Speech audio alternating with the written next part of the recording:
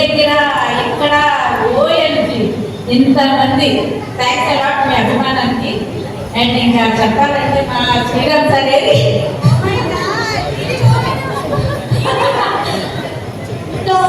So మా Sriram sir గురించి చెప్పాలంటే మా అందరికంటే మీకే బాగా తెలుసు.